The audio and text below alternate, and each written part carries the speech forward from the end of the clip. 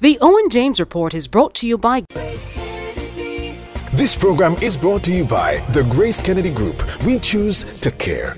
Grace Kennedy Money Services has been here for you and your family, here and abroad, because we understand that you're receiving more than money. You're receiving their love.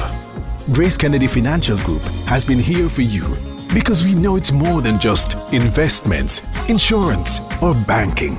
It's about security and creating a path to realizing your dreams. For 90 years, honesty, integrity, and trust. The Grace Kennedy Group, we choose to care.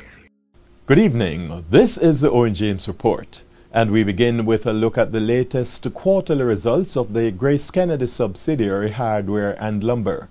Hardware and Lumber's quarterly financial results to September 30 mirror not only what's happening in many listed companies operating in difficult times in Jamaica, but also the initiatives to ensure business continuity. Revenue for the quarter ended September 30 this year was $1.54 billion, or just 2/3% higher than the corresponding quarter last year.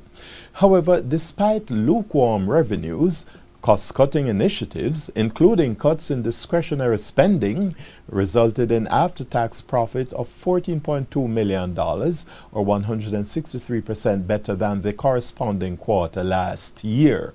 Hardware and Lumber's chairman Erwin Burton also attributed the status of the quarterly profits to better credit and inventory management systems.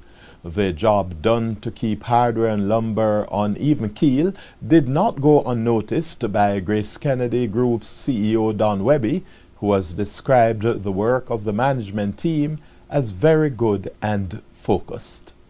The Jamaican stock market was characterized by low volumes with less than 1 million shares changing hands.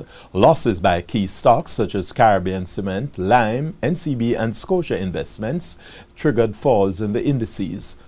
On the foreign exchange market, the Jamaican dollar strengthened against the three regularly traded foreign currencies today. In other words, the US and the Canadian dollars as well as the British pound weakened against the Jamaican dollar. The greenback slipped 3 Jamaican cents, closing at an average selling rate of $91.09, whilst the Canadian dollar declined by 9 Jamaican cents to close at $91.43. The sterling closed 66 cents lower at $145.85. Bank of Jamaica Governor Brian Winter has described the slight increase in interest rates for October's dual auction of 3-month and 6-month Treasury bills as just a moderate shift.